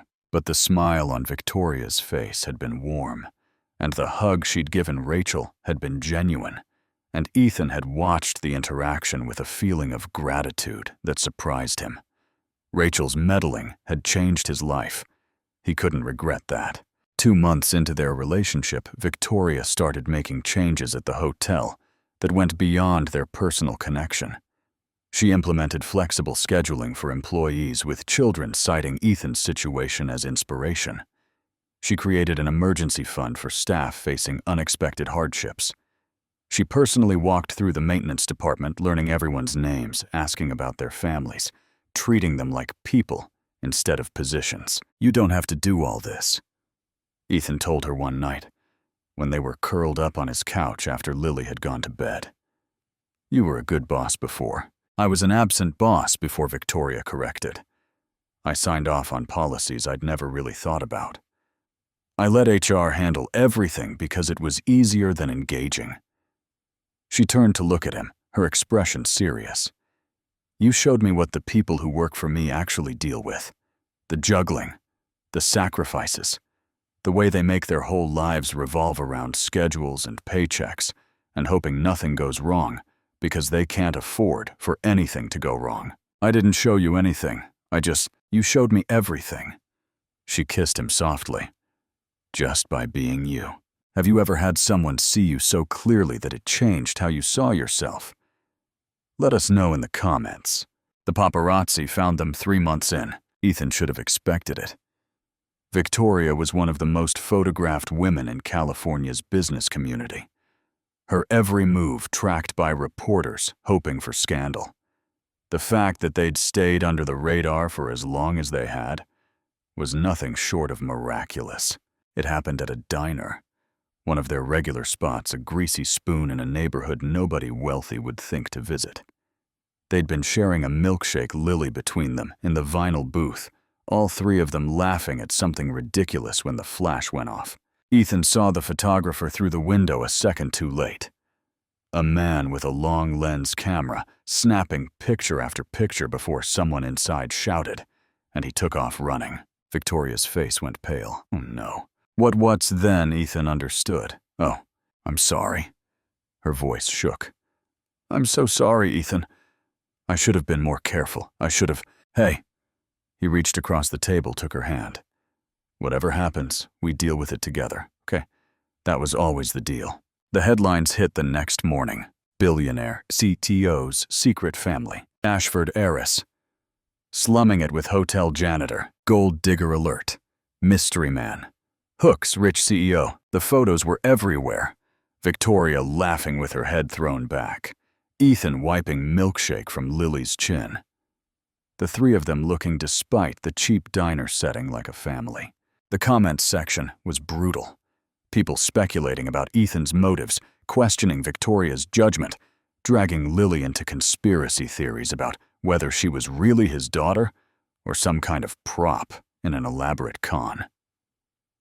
Anonymous internet strangers dissecting every aspect of their relationship with the casual cruelty of those who never had to face consequences for their words. Ethan's phone exploded with messages. Friends he hadn't heard from in years suddenly wanting to catch up. Reporters leaving voicemails offering money for interviews. A particularly aggressive tabloid website somehow getting his email address and sending increasingly unhinged requests for his side of the story. At the hotel, the whispers started immediately. "Did you hear about the maintenance guy?" "Yeah, apparently he's banging the boss. Must be nice to sleep your way up." Ethan heard it all, pretended not to kept his head down, and did his job. While his face burned with humiliation, someone slipped a note into his locker. "Know your place, janitor." He crumpled it up and threw it away without showing anyone. The HR meeting came 3 days later. Mr. Carter, the HR director. A woman named Patricia, who'd always been perfectly pleasant before, now regarded him with carefully neutral professionalism. "We've received some complaints. About your conduct, your relationship with Ms. Ashford." Patricia shuffled papers unnecessarily. "There are concerns about professionalism, about the message this sends to other employees." What message would that be? That certain behaviors might be overlooked, depending on who you're involved with. Ethan felt anger flare in his chest, hot and unfamiliar. "I've worked here for 4 years. My performance reviews have always been excellent. I've never asked for special treatment from anyone, including Ms. Ashford." "Is there an actual complaint about my work, something specific I've done wrong?" Patricia's silence was answer enough. "So this is about appearances," Ethan said flatly. "About people being uncomfortable that the janitor is dating the CEO. It's about maintaining appropriate workplace boundaries. The workplace boundary is fine. What I do on my own time with my own life isn't anyone's business." Ethan stood. "If there's a formal complaint, I'll address it. Otherwise, I think we're done here." He walked out before Patricia could respond, his hands shaking with suppressed fury. This was what they'd been afraid of. This was why Victoria had hesitated, why they'd tried to keep things quiet. Not because the relationship was wrong, but because the world was determined to make them feel like it was. Victoria was waiting for him in the hallway outside HR. "I heard," she said quietly. Her face was pale, her eyes red like she'd been crying. "Ethan, I'm so sorry. I talked to Patricia already. Told her to drop it. Told the whole department to drop it. But I can't control what people think. What they whisper. Hey." He pulled her into a hug right there in the hallway, not caring who saw. "This isn't your fault." "Yes, it is. If I'd been smarter, more careful, then we'd still be dancing around each other, pretending we were just boss and employee, wasting more time we don't have." Ethan pulled back to look at her face. "I don't regret any of this, Vic. Not 1 second." "Do you?" "No." The word came out fierce. "Never." Then we keep going. We ignore the noise. We focus on what matters. Victoria's jaw set with determination. "What matters is you. And Lily. And this life we're building." She took his hand. "I have a board meeting tomorrow. They're going to ask about this. About us. And I'm going to tell them the truth. That I'm in a relationship with someone I love, and if they have a problem with it, they can find another CEO. Vic." "I'm done hiding, Ethan." Her eyes blazed. "I spent my whole marriage pretending to be something I wasn't. I spent years after my father died trying to live up to some imaginary standard of what an Ashford should be. I'm done. I want to be happy. I want to be with you. And anyone who doesn't like it can go to hell." Ethan kissed her hard and thorough, right there in the employee hallway where anyone could see. "I love you," he said. When they broke apart, Victoria's smile was watery but real. "I love you too." The board meeting was a disaster. Victoria told Ethan about it that evening, curled up on his couch with a glass of wine and a tension headache that 3 aspirin hadn't touched. The board members had been polite but unmistakably hostile, their concerns wrapped in corporate language that didn't quite hide the judgment underneath. "They think you're after my money," Victoria said bitterly. "Franklin Hughes practically said so to my face." "Victoria, Your father built this company on a reputation for sound judgment. This dalliance raises questions about your stability. Dalliance. Ethan snorted. Fancy word for what they really mean. What they really mean is that I'm supposed to date other rich people, preferably someone with connections to private equity or commercial real estate. Someone appropriate. Victoria made air quotes with her fingers. Like, love is a business transaction. To them, it probably is. That's the thing. Victoria sat up, her expression fierce. My father married my mother for connections. That's what he told me when I was old enough to understand. She had family money that helped him expand the hotel chain. They were appropriate for each other, and they were also miserable. Barely spoke for the last 2 years of their marriage. Lived in the same house like strangers. She turned to face Ethan fully. I don't want that. I'd rather have this tiny apartment and dinner from a box and a man who looks at me like I matter than all the appropriate matches in the world. So what did you tell them? I told them the truth. That I'm in a relationship that makes me happy. That you've never asked me for anything. Never tried to leverage my position, never even let me pay for dinner without a fight. A ghost of a smile crossed her face. I also reminded them that I own 51% of the company's voting shares, so their concerns about my personal life were noted, but ultimately irrelevant. Ethan laughed despite himself. Bet they loved that. Franklin's face turned purple. It was extremely satisfying. Victoria's humor faded. But Ethan, they're not going to stop. Hughes has been trying to push me out since my father died. He thinks I'm too young, too female, too everything that isn't him. This situation gives him ammunition. What kind of ammunition? The kind where he starts questioning my other decisions, looking for mistakes, building a case for why the board should reconsider my leadership. Victoria rubbed her temples. I've fought so hard to prove I deserve this position, and now I'm watching it slip away because I fell in love with the wrong person. Wrong person. The word stung more than Ethan expected. That's not Victoria caught herself. That's not what I mean. You know, that's not what I mean. I know. But something cold had settled in Ethan's chest. Vic, maybe they're right. Excuse me, maybe this is too risky. Maybe you've got too much to lose. He couldn't believe the words were coming out of his mouth, couldn't believe he was sabotaging the best thing that had happened to him in years. But he couldn't stop either. You've spent your whole life building towards something. Your father's legacy, the company, everything. And now because of me, because of some janitor you met on a blind date? Stop! Victoria's voice was sharp. Stop it right now. Vic, no. She grabbed his face between her hands, forcing him to meet her eyes. Don't you dare do this. Don't you dare try to push me away because you think you're protecting me. I don't need protection, Ethan. I need a partner. Someone who fights with me, not for me. I don't want to be the thing that destroys everything you've worked for. You're not a thing. You're a person. My person. Her grip on his face tightened.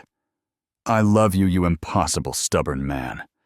And I'm not going to let Franklin Hughes or the tabloids or anyone else decide who gets to make me happy. Ethan felt something crack in his chest.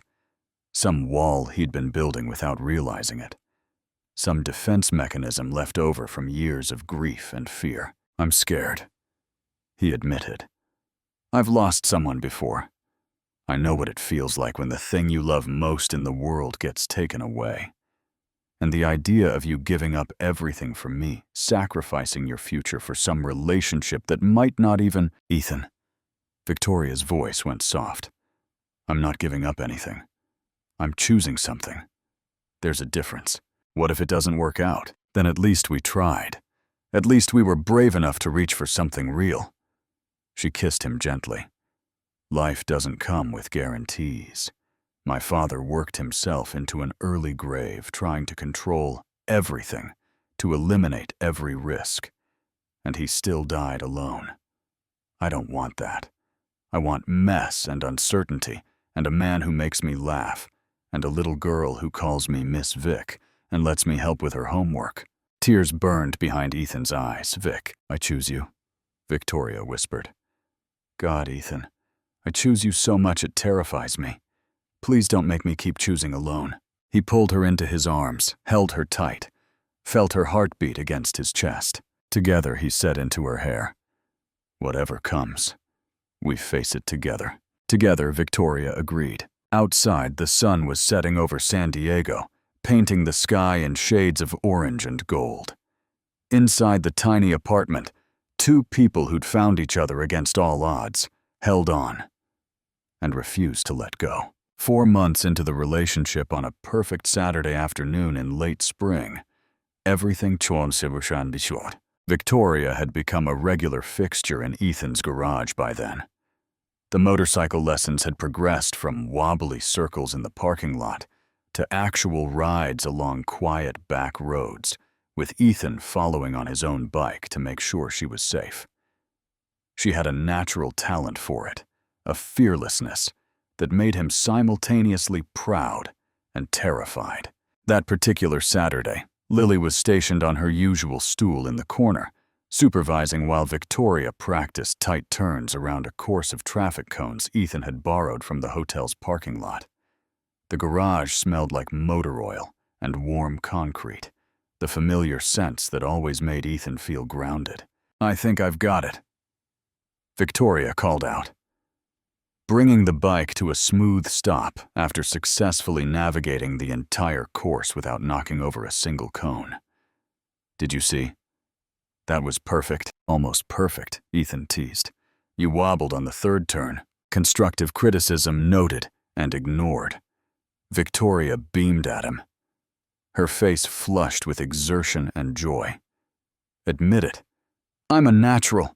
You're something, Ethan agreed, which made Lily giggle. While Victoria stripped off her helmet and took a water break, Ethan turned his attention to the bike's engine. He'd been hearing a slight irregularity in the sound, something subtle, that probably only he would notice after years of working with motors. Nothing dangerous, but worth investigating. He opened the engine compartment, ran his fingers along the familiar machinery, checking connections and examining wear patterns. Everything looked normal. But that sound, his fingers brushed against something unexpected. A seam in the metal where there shouldn't be a seam. What the hell? What's wrong? Victoria appeared at his shoulder. There's something here. I've had this bike for 2 years, and I never noticed. He grabbed a flathead screwdriver, carefully prying at the seam. A small panel popped loose, revealing a hidden compartment built into the frame itself. Inside was a leather envelope, weathered with age but still intact. Ethan pulled it out slowly, his heart pounding.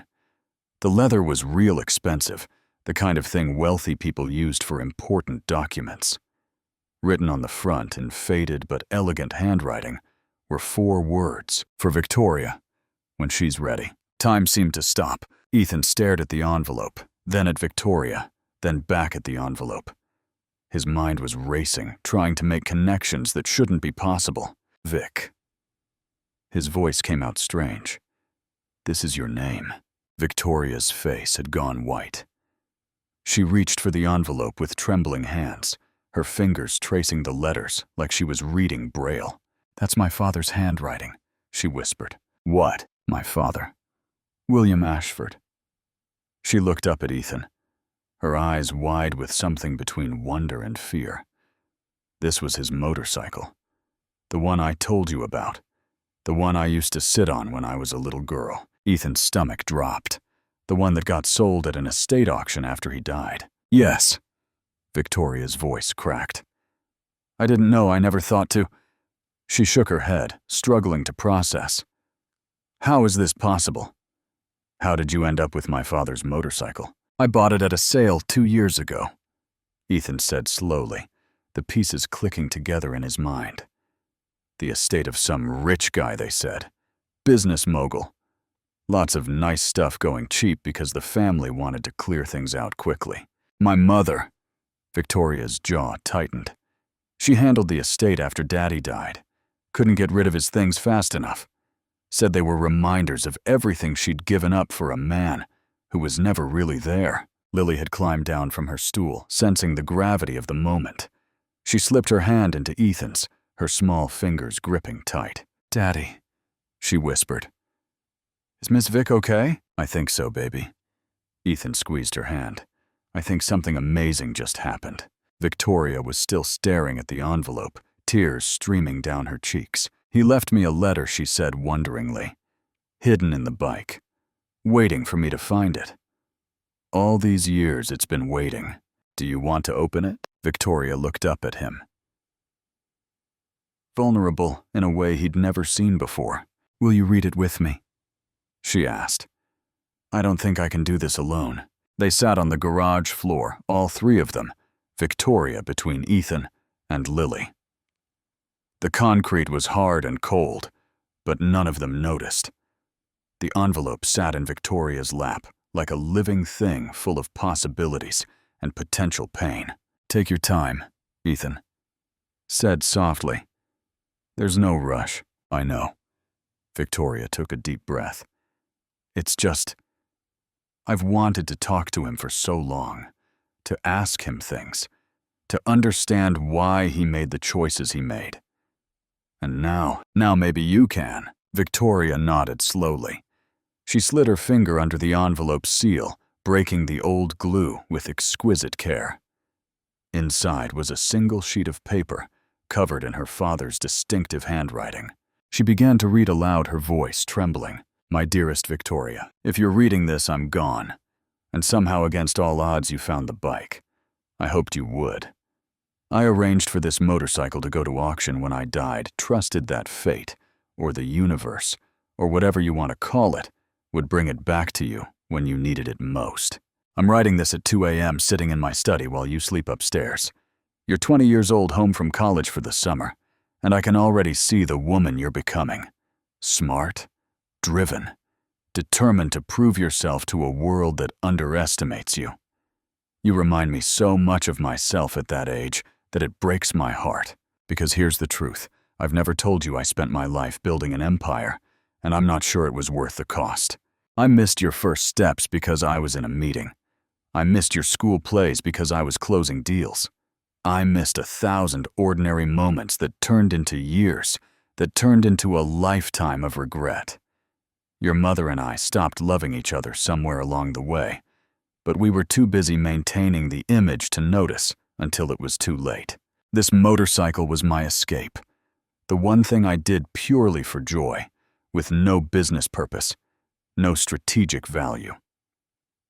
When I wrote it, I remembered that I was more than my net worth, more than my title, more than the Ashford name. I was just a man feeling the wind, feeling alive.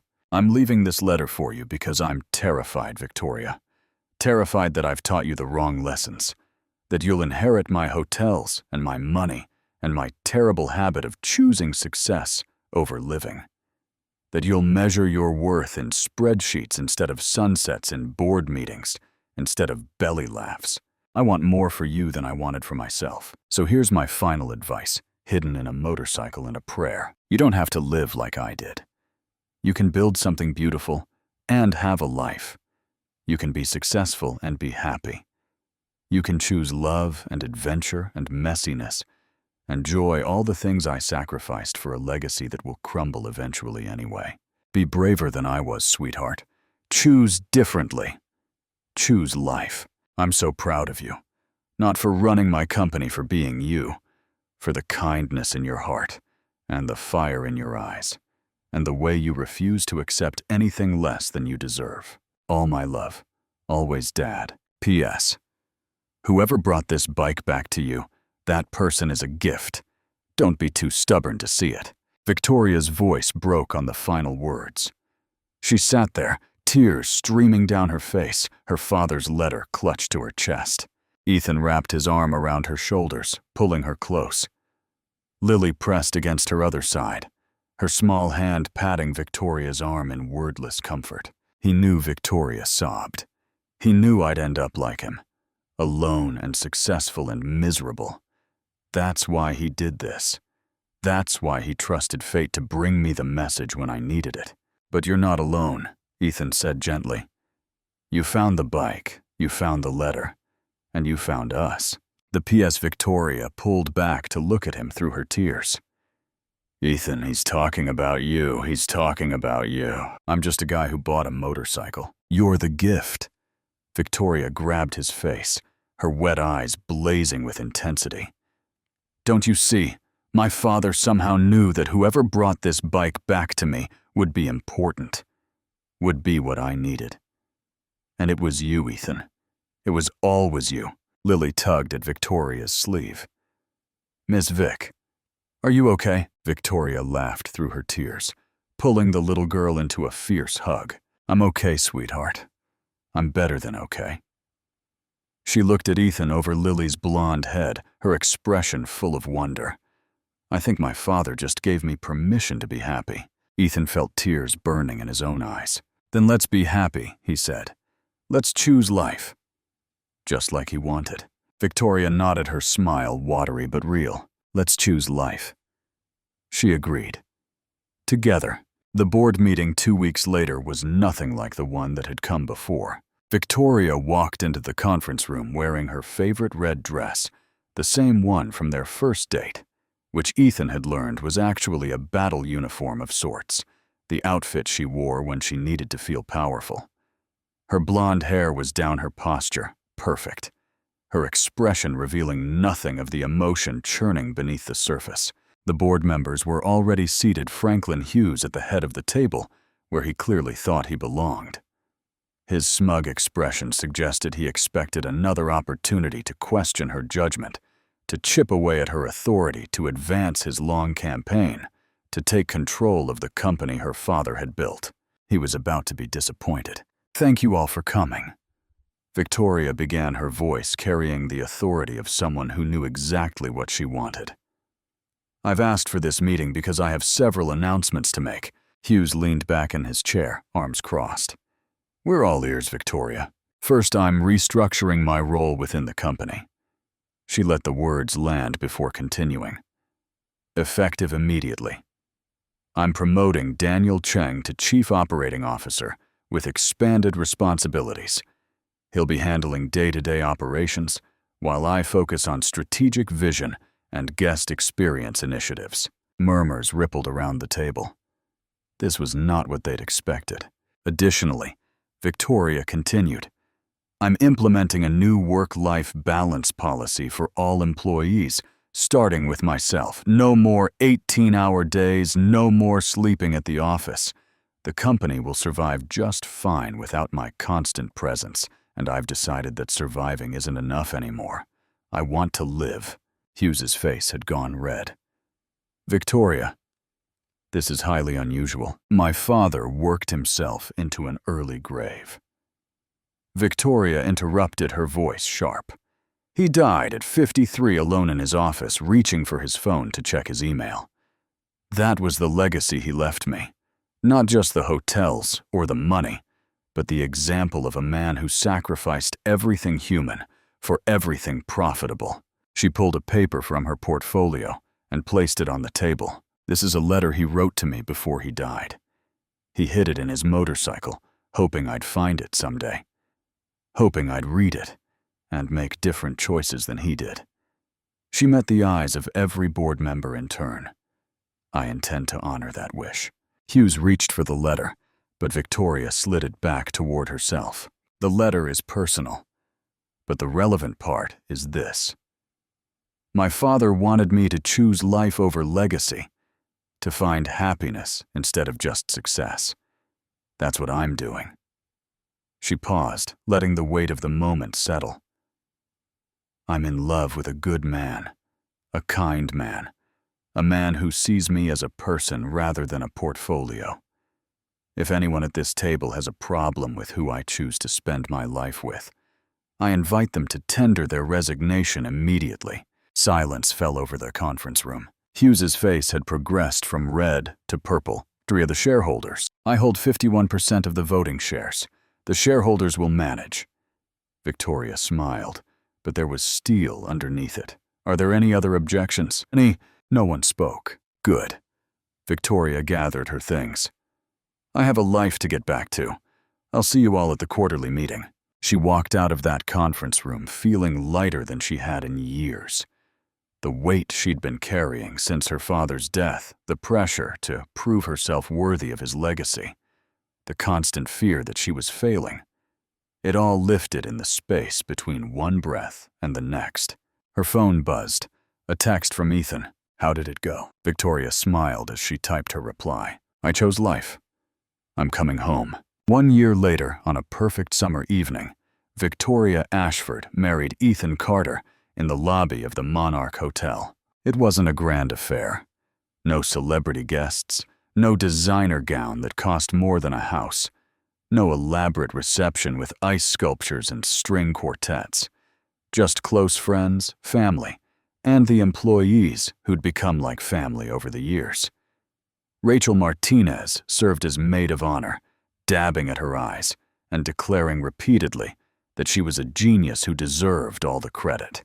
The ceremony took place in the same marble lobby where Ethan had pushed his floor buffer for 4 years, where their eyes had met across impossible distances, where a janitor had fallen in love with a CEO without ever believing she could love him back. Lily was both flower girl and ring bearer. She'd insisted on having both jobs, and nobody had been able to tell her no. She scattered rose petals with solemn concentration, then presented the rings with the gravity of someone performing brain surgery. "Do you, Ethan Michael Carter, take this woman to be your wife?" the officiant asked. "I do."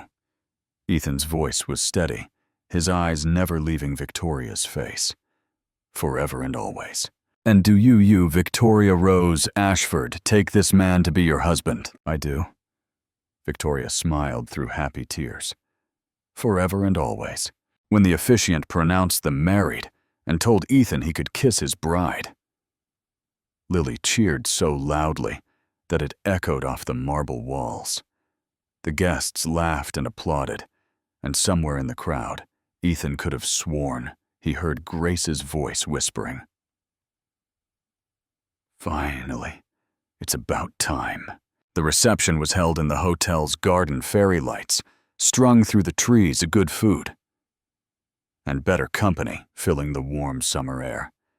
Ethan danced with his daughter, while Victoria took a turn with Rachel, both pairs laughing at their own terrible rhythm. Later, after the cake was cut, and the toasts were made, and Lily had finally fallen asleep in Mrs. Chen's lap, Ethan and Victoria stood together on the garden's edge, looking out at the city lights. So Victoria said, leaning into his shoulder, "This is it. Married to the janitor." Maintenance technician Ethan corrected automatically. "And for the record, I'm thinking about going back to school, getting certified for more advanced work, maybe eventually opening my own repair shop." Victoria's face lit up. "Really, Ethan? That's wonderful." "Yeah, well." He ducked his head, still not entirely comfortable with her enthusiasm. "Your dad's letter got me thinking. About choosing life. About not just surviving, but actually building something. I spent so long being afraid of wanting more, afraid of risking what I had. But you showed me that playing it safe isn't really living." We showed each other. Victoria kissed him softly. "We make a good team. The best." From somewhere behind them, they heard Lily's sleepy voice asking if she could have another piece of cake. Mrs. Chen's gentle refusal. The sound of the party winding down as guests said their goodbyes. "Ready to go home?" Victoria asked. Home. The house they'd chosen together 6 months ago, halfway between her old mansion and his old apartment, with a garage big enough for 2 motorcycles and a backyard big enough for Lily's increasingly elaborate imaginings. Not too big, not too small. Just right. Always, Ethan said. They gathered their sleeping daughter, said their final goodbyes, and walked out into the perfect summer night. 2 motorcycles waited in the parking lot, gleaming under the streetlights. Ethan's Harley, and beside it, the vintage bike that had belonged to William Ashford, now restored to its former glory, now belonging to his daughter, and carrying his blessing forward into a future he'd never gotten to see. "Your dad was right," Ethan said, as they paused beside the bikes. That letter, everything in it came true. You found the motorcycle. You found me. You chose life. Victoria smiled, her face illuminated by the warm glow of the hotel behind them. He was right about something else too, she said. The person who brought the bike back to me is a gift. She reached up to touch his face.